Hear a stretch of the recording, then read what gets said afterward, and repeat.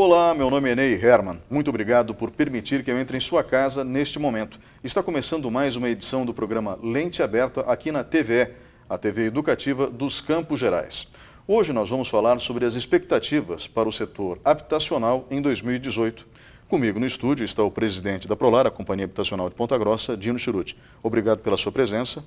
Obrigado, Ney. Obrigado, espectadores. Estamos sempre à disposição. Nós voltamos em instantes. Fique com a gente.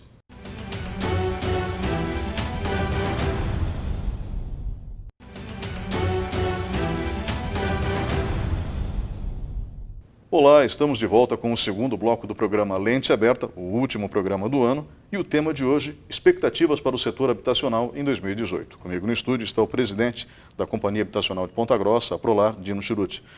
Presidente, antes de começarmos, eu gostaria de partir do básico. Uma pergunta que eu nunca fiz e que, na própria definição, ela já estabelece a missão da Prolar. O que é a Prolar?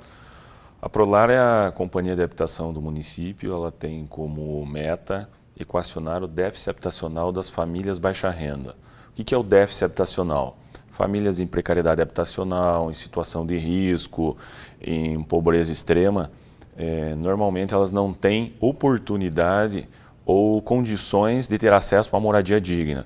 E a Prolar entra nesse campo para fazer o trabalho desde a parte social até a parte da entrega da moradia para essas famílias. Ela existe há 28 anos no nosso município, já atendeu mais de 25 mil famílias nessas condições.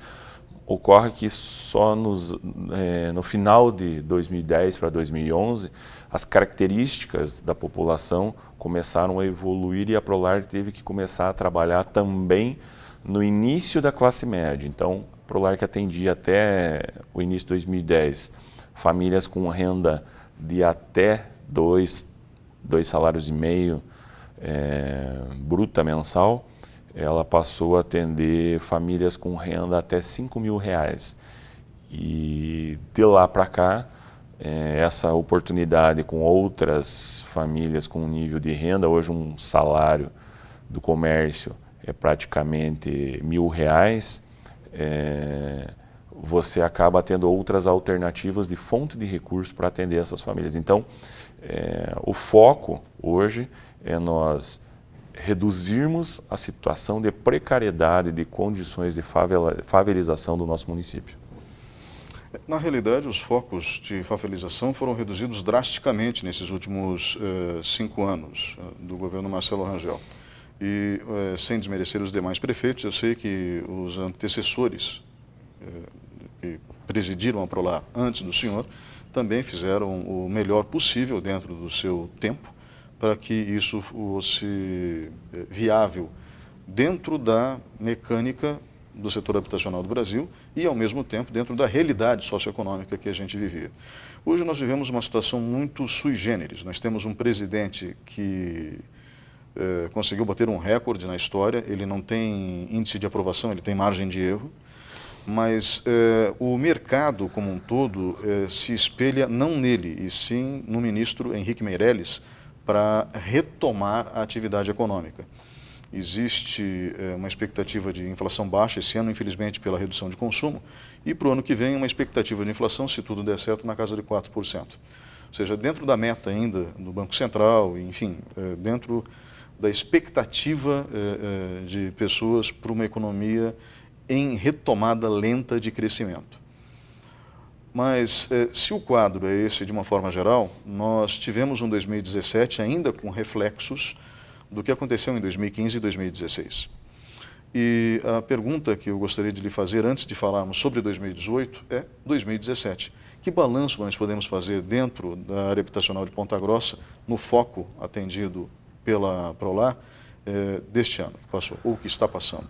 Bom, Ney, é impossível falar sobre habitação hoje sem nós falarmos sobre o cenário político. De 2015, desde a eleição da presidente Dilma para cá, da reeleição dela, nós tivemos no Ministério das Cidades, que é o ministério que atua na habitação, nós tivemos 3 ou 4 ministros diferentes. São políticas de trabalho diferentes. O programa Minha Casa Minha Vida, o grande carro-chefe do governo federal,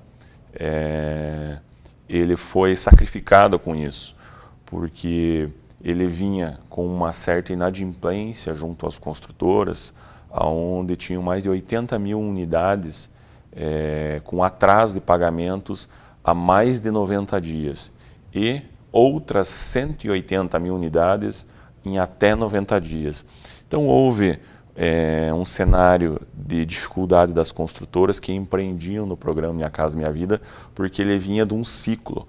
As empresas terminavam uma obra, iniciavam outra, terminavam uma obra, iniciavam outra, e começou a ser interrompido corte de recursos para estancar os problemas da ausência de pagamento daquelas obras já em andamento. Pela segunda vez na história nós tivemos um impeachment, e só que pela primeira vez o impeachment tinha no Congresso a base da maioria daquela que saiu. Da outra vez, a maioria queria o presidente fora e, na sequência, veio o Plano Real, que já estabilizou a economia e deu um ânimo, o que deu sustentação para o vice-presidente assumir a presidência e levar o mandato até o fim. Um presidencialismo de coalizão, como se chama. Exatamente. Nesse caso, se nós observarmos, é o oposto. A base da própria presidente queria lá fora, achando que teria uma mudança de características políticas. E o presidente assumiu e rapidamente ele perdeu essa base no Congresso e no Senado, e com isso todos os escândalos e as medidas que eles tomaram, tanto no Ministério da Fazenda quanto no Planejamento, foi corte de recursos para programas sociais, com o risco de que o partido que estava no governo anteriormente continuasse com a política social que ele vinha estabelecendo. Em alguns casos, o Minha Casa Minha Vida foi sacrificado por isso.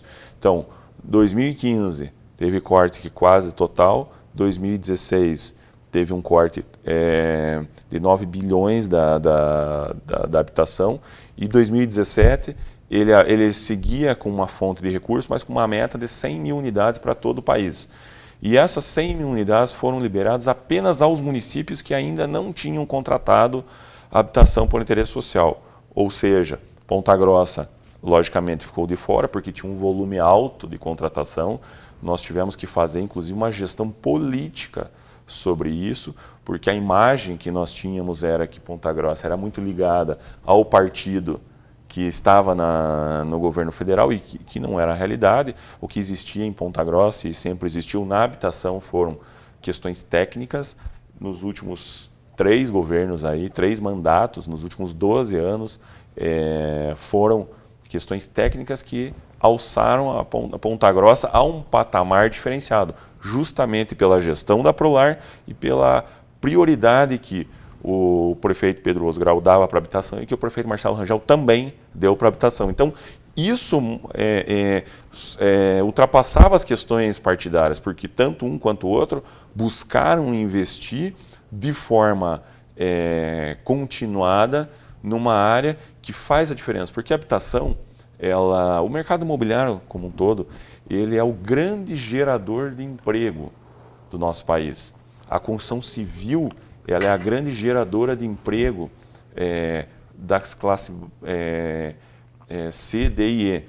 E a gente tem também um volume de recursos que eles tramitam nessa área e que eles acabam alavancando as empresas da área. Então, assim como a agricultura, pecuária, a habitação hoje ainda é um pilar de sustentação do nosso país e principalmente da nossa região, né, Ney? Porque quando você vira uma referência, empresas criam uma referência nessa área.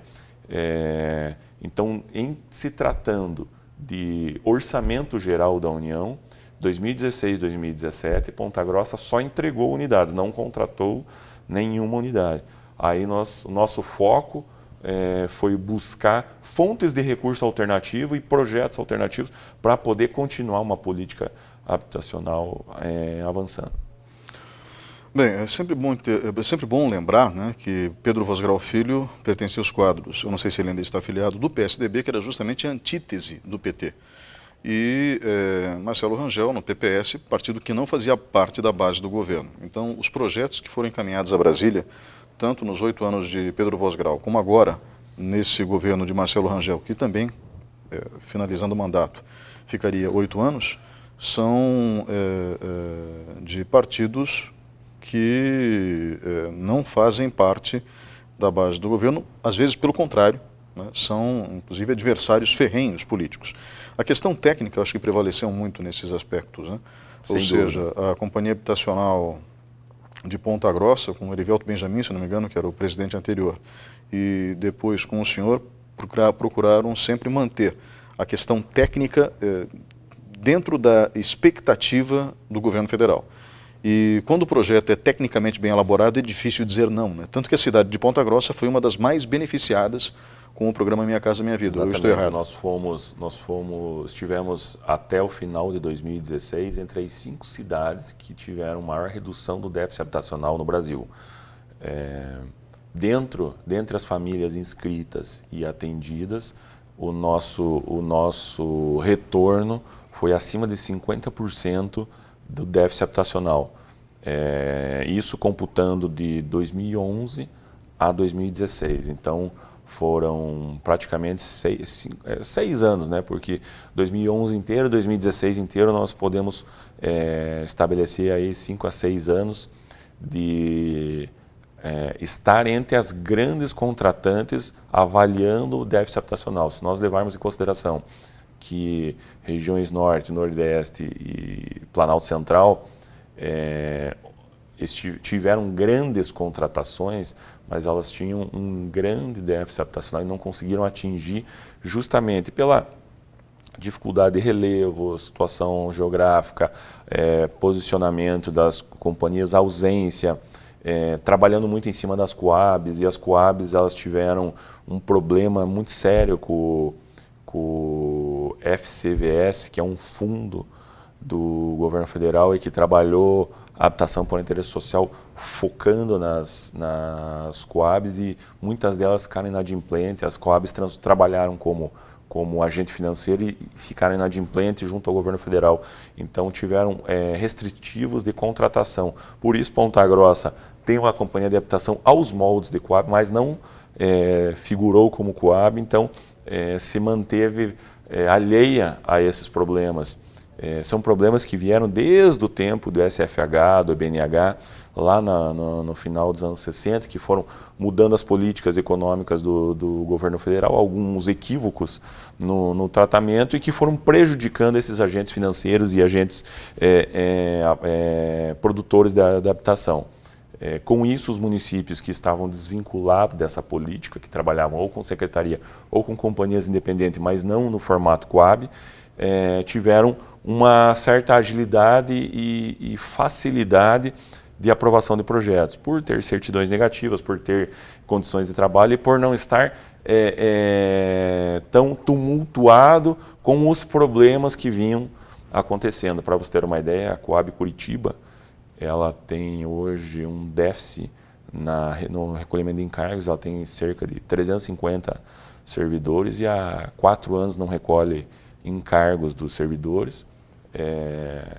Uma tarefa muito difícil para quem assume é você pegar, além da ausência de projeto, a insatisfação do servidor.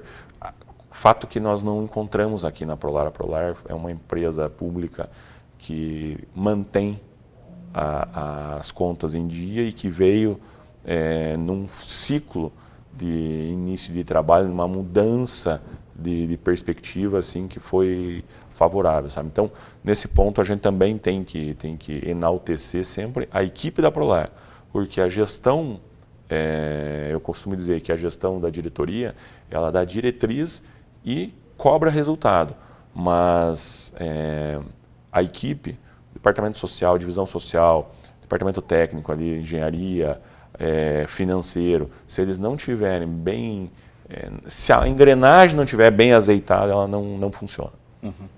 Bom, então em 2017 nós tivemos quantas unidades habitacionais entregues?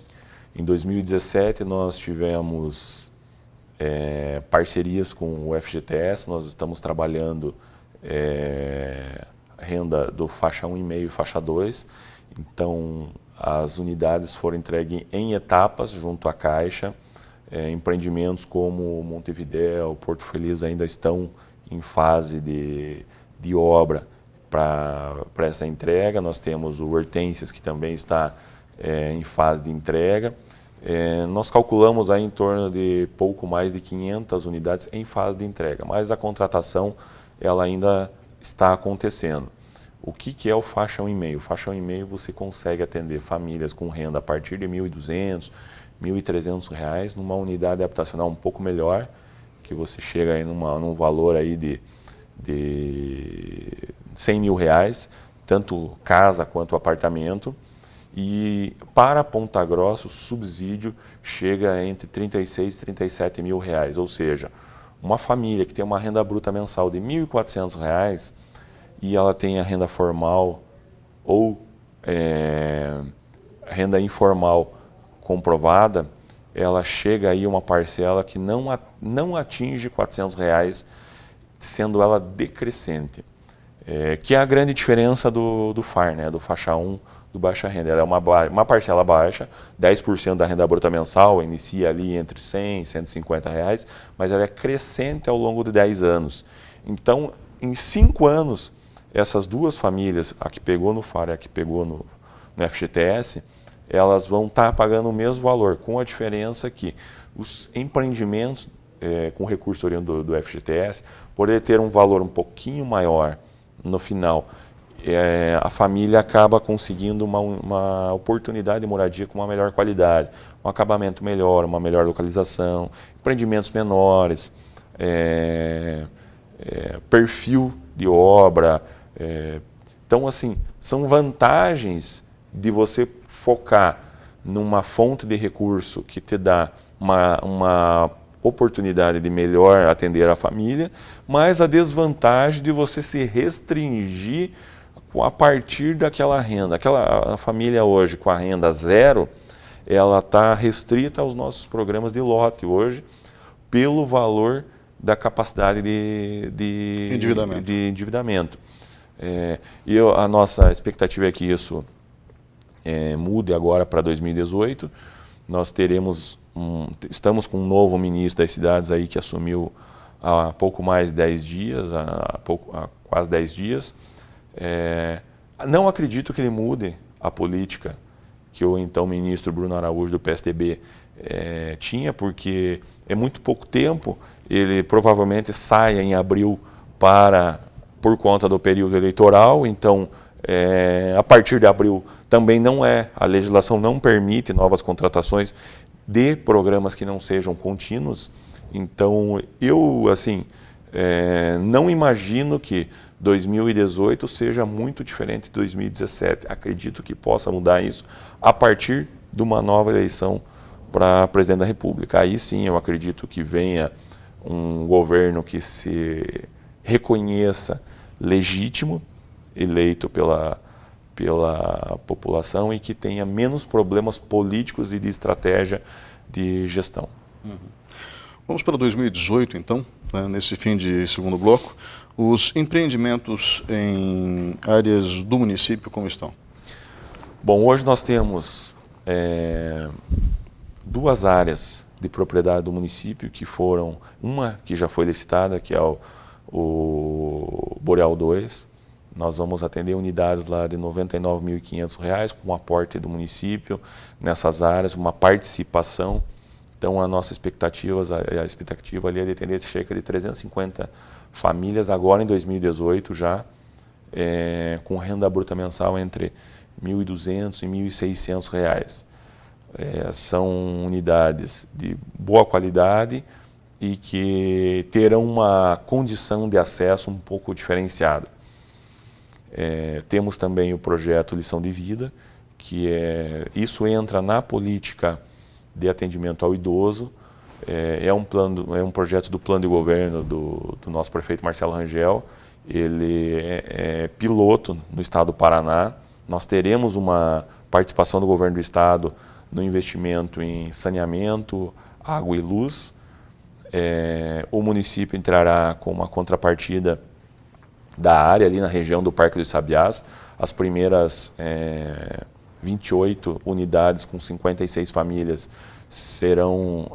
terão início de obra agora no primeiro semestre de 2018, para a perspectiva aí de entrega já no primeiro semestre de 2019. A expectativa é que entre 8 e 10 meses nós tenhamos já 56 famílias dentre idade a partir de 65 anos, casal de idosos ou idoso sem dependentes, que possam ser atendidos com uma qualidade de vida e, principalmente, atendimento da Secretaria de Saúde, da Secretaria de Assistência Social ali, juntamente no empreendimento. Nós temos também um projeto que será publicado no início de 2018, que é da região do Ouro Verde. São mais 216 unidades. A expectativa é que nós consigamos estabelecer ali uma PPP. O município aporta a área, iniciativa privada entra com o recurso e nós poderemos focar ali famílias com renda entre 1 salário e 2 salários mínimos. Esse é um projeto inovador. Estivemos na Secretaria de Estado de São Paulo, lá é a primeira PPP do Brasil em habitação. Lá eles atendem famílias com renda até R$5.000, mesclando o zero com os R$5.000 num mesmo empreendimento. Lá não está computando o valor final da unidade, sim a capacidade de pagamento de cada família. É um modelo em que eles estão entregando 3.800 unidades no centro de São Paulo, a região ali onde era a Cracolândia, que justamente foi remanejada. Foi ocupada estrategicamente. Né? Isso, a nossa perspectiva não é um projeto dessa magnitude, mesmo porque o Estado de São Paulo tem um nível de riqueza, de aporte de recursos na habitação muito diferente do Estado do Paraná, mas é uma diretriz que nós estamos tomando e que boa parte daquilo que está dando certo lá nós adotaremos, e que o governo do estado também aqui já se manifestou como interessado e que a gente vai programar. Fora isso, nós teremos aí já nos próximos dias uma nova política de regularização fundiária. Hoje Ponta Grossa trabalha com o papel legal, mas o papel legal é uma lei de 2006 e que agora, com a lei nova de regularização fundiária, ela prevê necessariamente que o ente responsável pela política habitacional do município trabalha com a regularização fundiária. Até então, quem vem trabalhando é a Secretaria de Administração, ela continuará fazendo a gestão, mas a gestão estratégica e executiva quem fará é a Companhia de Habitação. Então nós teremos uma nova lei de regularização fundiária no município também, e a perspectiva aí é que até o final de 2020 nós atendamos pelo menos 6.000 famílias. Bom, 6.000 famílias com regularização fundiária. Com regularização fundiária, documentação, regularização, tirar do limbo famílias que estejam dentro da posse, que possam atender, seja para fim social, seja para fim próprio. Bairros de classe média e classe alta também serão atingidos, para que a gente possa estancar hoje um dos grandes problemas que nosso município tem. Um município muito antigo, com ausência de documentação imobiliária, e que as famílias o munícipe acaba se colocando, digamos assim, ele se posiciona nas cordas. Ele vou esperar a administração pública me procurar para eu fazer alguma coisa. Então, se existe essa forma de agir, nós resgataremos essas famílias e atenderemos elas, isso indistintamente. Dá tranquilidade jurídica para essas pessoas, né? Sem a menor sombra de dúvida. Dá uma realidade do que existe no município e muitas vezes, Ney, bairros que a gente não pode nem propor projetos de saneamento, de asfalto, porque 50% do bairro está sem documentação própria de propriedade dos municípios. Isso é muito difícil, sabe? Porque não adianta você trabalhar dentro do balcão, para o lado de cá do balcão, projetos, propor medidas que melhorem as condições de bairros e para o lado de lá do balcão, para o lado de fora, a gente tem ainda características de regiões tipicamente provincianas, onde as pessoas tenham a posse, mas não tenham a propriedade do seu imóvel. Presidente, obrigado pela participação nesse segundo bloco. Nós voltamos em instantes com o programa Lente Aberta e o tema de hoje, expectativas para o setor habitacional em 2018.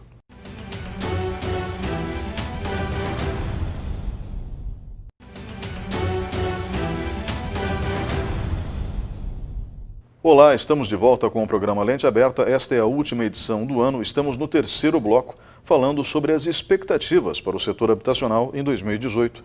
Comigo no estúdio está o presidente da Prolar, a Companhia Habitacional de Ponta Grossa, Dino Schurut.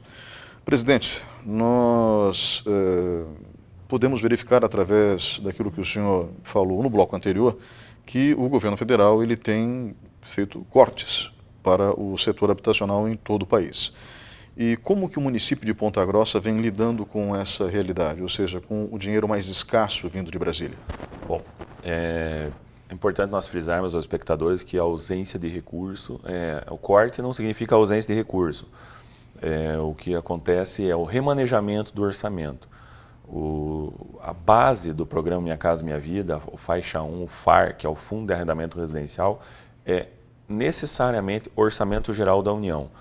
Com o déficit no orçamento, algumas áreas sofreram cortes, foram contingenciadas.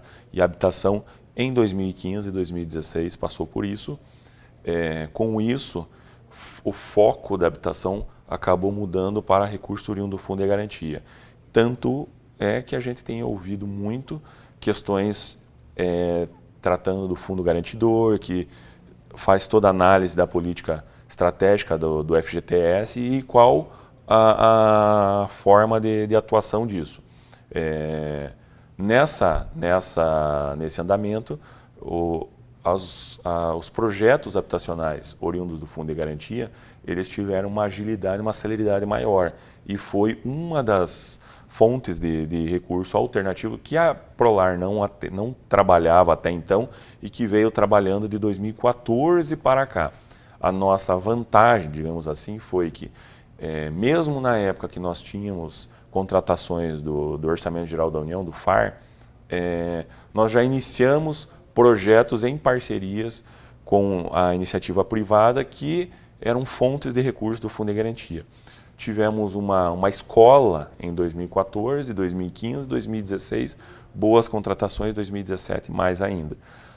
A expectativa é que para 2018 isso se mantenha e se concretize como uma grande oportunidade, por ter empreendimentos menores, pulverizados, com uma melhor qualidade e reduzindo o vazio urbano, em bairro já estabelecido, não comprometendo questões da estrutura do município, como mobilidade urbana, equipamentos públicos, coisa que não vinha sendo trabalhada até então. Uma perspectiva. Se você analisar isso de forma técnica, você vai ver que uma situação ruim, que foi o corte do orçamento na habitação, trouxe a necessidade do município se reinventar e alternativas aonde você atende de forma mais lenta, mas de forma contínua e com uma qualidade melhor, pela localidade e pela qualidade dos empreendimentos. Então, essa mudança de perspectiva, de panorama para Ponta Grossa, não foi de todo ruim, pelo contrário, foi até benéfica, pelas questões de mobilidade urbana, de equipamentos públicos, de redução de vazios urbanos. Por outro lado, a gente acaba ficando um pouco à mercê do que as políticas do Estado e do governo federal proporcionam. O governo do Estado tem agora a Família Paranaense, que é um projeto bacana e que está acontecendo, mas que nós temos aí para Ponta Grossa uma perspectiva de pouco mais de 100 unidades, o que não nos refresca muito, mas que a gente tem que buscar, trazer, atender, porque é o que tem. Quando não tem remédio, o remediado está. Então a gente tem que trabalhar com isso. Nós temos também as perspectivas de projetos em parceria público-privada, aporte de área do município, empresas com capacidade de contratação junto à Caixa Econômica ou ao Banco do Brasil, que também retomará a habitação, e famílias com condição de pagamento de parcela. Então, nessa escala, a nossa expectativa aí para 2018 também é atender aí próximo a 1.000 famílias com oportunidades boas de moradia. Além disso, o aporte do município de forma mais agressiva, não só com áreas, mas com recursos. E para isso a gente já está procurando utilizar o uso do estudo impacto de vizinhança, que deu início agora no final de 2016, que 2017 o município, através do IPLAN, tem cobrado dos empreendedores, e a nossa ideia é, nessa política, implantar a utilização do potencial construtivo para que seja uma fonte de recurso destinada ao Conselho Municipal de Habitação por Interesse Social, atender necessariamente situações de risco e precariedade habitacional, chuvas, vendaval, Defesa Civil condena uma região, um bairro ali, o Conselho Municipal de Habitação por Interesse Social tem que ter fonte de recursos para isso. E nós hoje temos observado que alguns empreendimentos têm essa capacidade de repasse desses recursos. É lógico que isso precisa ser trabalhado de forma inteligente para que também não sobrecarregue uma classe de empreendimentos imobiliários que estão produzindo aí de forma bem pujante na nossa cidade. Então, a ideia é um equilíbrio de condições. Aonde você tenha uma fonte maior de recursos, você conseguir trabalhar. Então, isso precisa da participação da sociedade civil, precisa dos órgãos de classe na área da habitação e na área do mercado imobiliário, para que nós tenhamos uma expectativa de crescimento. E principalmente também, não utilizar necessariamente só áreas do município, também conseguir projetos onde áreas de particulares estejam estrategicamente colocadas, estejam estabelecidas, e nós consigamos ali esse projeto na parceria público-privada. É bem importante frisar que nós não estamos inventando a roda, não é algo que está saindo da cabeça do presidente da Companhia de Habitação, nem da cabeça do prefeito Marcelo Rangel. Isso são projetos que vêm acontecendo em regiões com um índice de riqueza maior e que nós estamos buscando pontos positivos e que se enquadrem à nossa realidade da nossa região. Na realidade, o que nós temos em Ponta Grossa em relação a vazios urbanos acabou ocorrendo em virtude de uma política equivocada de uns 20, 30 anos atrás, de jogar para a periferia, e aí eu falo, acho que para lá da zona rural, sim, determinados empreendimentos. Eu me lembro, no fim dos anos 80, começo dos anos 90, quando o Núcleo Cristo Rei foi criado, ficava praticamente dentro da zona rural, ou seja, era um absurdo do ponto de vista logístico para o município. O estudo de impacto de vizinhança, ele tem que levar em consideração tudo, transporte coletivo, luz, água, esgoto, para que as pessoas possam ter direito a condições mínimas de dignidade dentro dos seus empreendimentos. É óbvio que esses, do meu ponto de vista, erros de escolha que aconteceram ao longo da história, e aqui eu respeito muito os gestores da época, porque eles acreditavam que era melhor assim, porque o terreno era mais barato. Sim. Então, eles buscavam uma alternativa. E é importante frisar que esse ainda é um grande fator para que os empreendimentos ocorram, a conta fechar. e muitas vezes a área precisa ter um preço que dê viabilidade, e se ele não dá viabilidade, ele acaba relocando aquele empreendimento para uma outra. Mas hoje a nossa perspectiva é outra, né? Em Ponta Grossa, uma cidade aí próxima de 200 anos de idade, nós não podemos mais trabalhar de forma unilateral. Nós temos que trabalhar de forma coletiva, e eu acredito que o próprio empreendedor já entendeu isso, porque o custo de operacionalizar empreendimentos onde você tem um atendimento grande de famílias do município, a família já não é mais boba, ela não vai atrás de algo que seja na contramão e que ela prejudique a escola do filho, a distância do trabalho, Verdade. o deslocamento. Então isso hoje já está mudando um pouco, e é importante que isso mude e que continue evoluindo para Ponta Grossa, perder um pouco essas características. Há uns dias atrás, há umas 2 semanas atrás, tinha um empresário de fora de Ponta Grossa, um grande empresário, que ele está buscando trazer para Ponta Grossa uma parte do negócio dele, e ele andou pela cidade, andou pela área industrial, andou pela área no entorno, e ele elencou algumas características que nos chamam a atenção, por ser uma pessoa viajada e que tem negócio em várias. Ele enalteceu que Ponta Grossa está evoluindo a olhos vistos, mas ele criticou muito o formato do que veio sendo feito por algum tempo. Ou seja, há décadas atrás. Exato. Então ele fala assim que é bem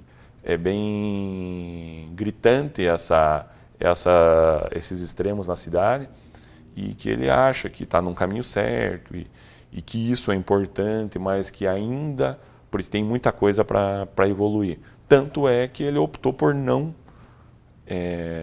estar na cidade agora, nesse momento. Ele quer aguardar ainda uma evolução, justamente pelo fato de precisar. Não basta você fazer as coisas acontecer, você tem que mostrar que isso vai ter continuidade. No caso dos vazios urbanos, complementando a linha de raciocínio que eu estava traçando, os vazios urbanos, eles acabam passando por uma especulação de mercado que é natural, mas existe o preço de mercado. Então, às vezes, eu acredito que, prevalecendo o interesse social, sem prejudicar o dono do imóvel, o preço pode ser praticado, o preço de mercado, sem que seja necessariamente o preço que ele quer. Exato. Né? Então, essa probabilidade existe, e diga-se de passagem, do meu ponto de vista, é uma questão de justiça social. Sem prejudicar ninguém, mas apenas pagando aquilo que é justo. Sim. Como se fala, por exemplo, em Ponta Grossa hoje em justiça tributária. Você cobrar o que é devido de quem é devido. Exato. Basicamente isso. E que pode beneficiar muito a área de habitação. No caso dos estudos de impacto de vizinhança, eles são uma necessidade, eu acho, porque acabam permitindo que o município tenha um planejamento melhor. E, sobretudo, que esse dinheiro venha para reforçar o caixa em determinados segmentos, como o senhor mesmo disse. Isso vai permitir que uma fonte de recursos seja criada para investimentos sociais, não é mesmo? É isso aí. Então, ainda temos isso em fase de elaboração, mas logo teremos a proposta disso já sendo viabilizada, e para que isso funcione. E tem que funcionar com eficiência, né, Ney? Não basta você onerar, porque toda vez que você cria algo que venha a ter um retorno oneroso, as pessoas perguntam, vai aonde isso? Para que é isso? Então, assim, a nossa perspectiva não é criar algo que onere, a nossa perspectiva é trabalhar o que existe e dar eficiência naquilo que está sendo aplicado. Então, Exato. Não é aumentar mais não é isso. É dar eficiência naquilo que está sendo aplicado, para que a gente tenha também um equilíbrio de forças e de utilização. Toda vez que a gente fala em administração pública, em órgãos públicos, em em gestão pública como um todo,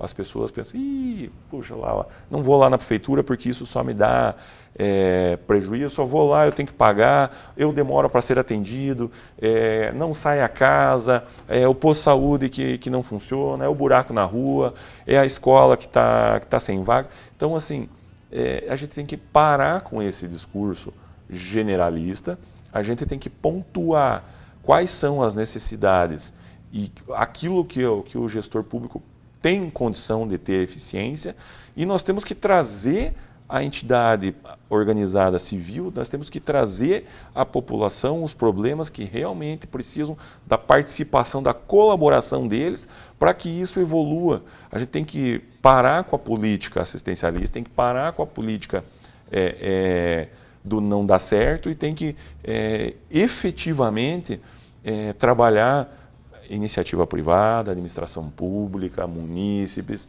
classe A, B, C, D, não importa. Tem que trabalhar dentro das desigualdades, os desiguais, mas numa igualdade de atendimento.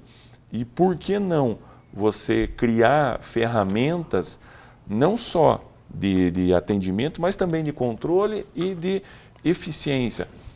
Trazer o que tem de mais novo aí em voga, utilizar a tecnologia no que ela pode ser benéfica, utilizar os órgãos de controle no que ele pode ser benéfico, e utilizar principalmente a participação da população na utilização dos próprios recursos públicos. Então, acho que isso é algo que tem que ser imediato, tem que funcionar de forma eficiente, e aí você fala assim, não, então tá, agora deu certo, agora nós vamos para um próximo passo, que é evoluir nisso que está sendo feito.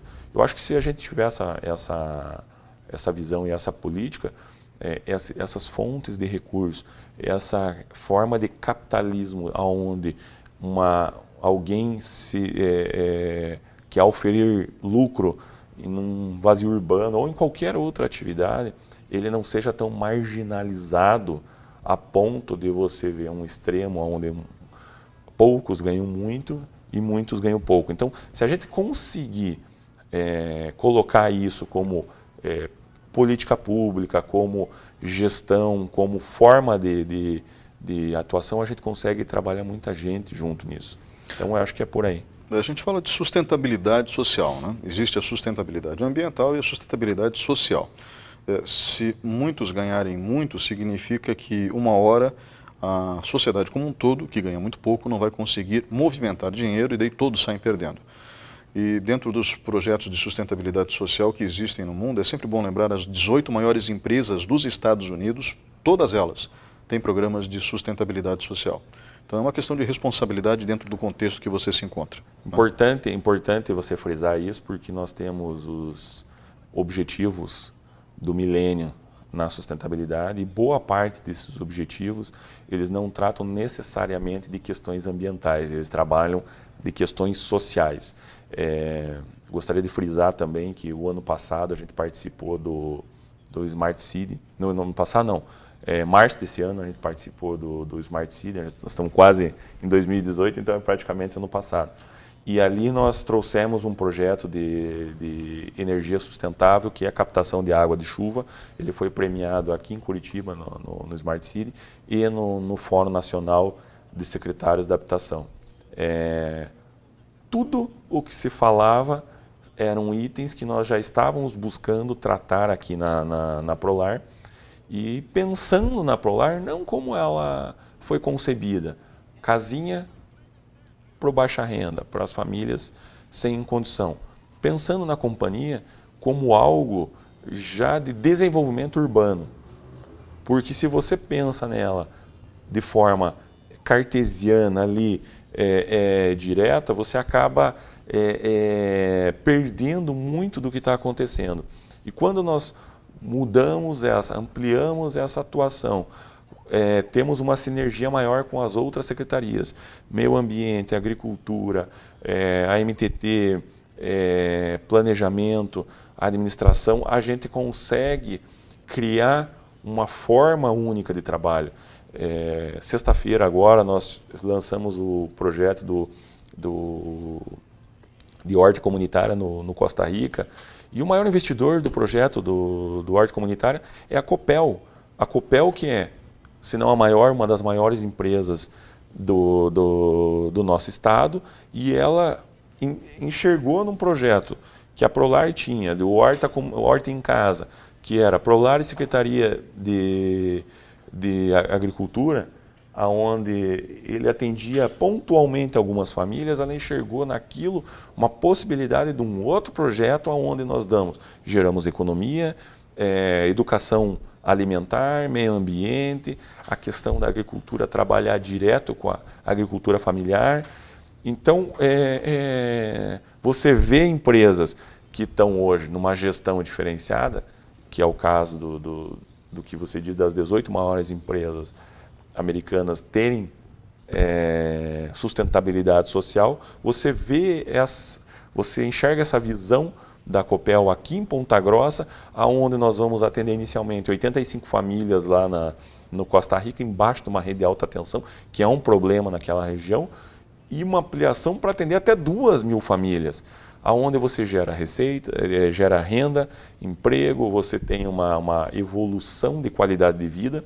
Então, quando você fala em habitação, na essência, você tem que pensar que ela não é mais parte isolada de uma política pública, ela é parte integrante daquilo que toda uma gestão municipal tem que fazer, juntamente com o Estado, com o governo federal. Então, essas oportunidades que a gente vai gerando, né, elas também replicam por gerações, porque uma família que hoje tem uma criança ou um adolescente conseguindo trabalhar num projeto de horta comunitária, onde ele, além de consumir, ele pode vender o excedente, ele já cria um filho de forma diferente. Ele já oportuniza para aquela criança, para aquele adolescente, uma visão de, opa, as coisas funcionam. A administração pública não me deu o peixe, ela me ensinou a pescar.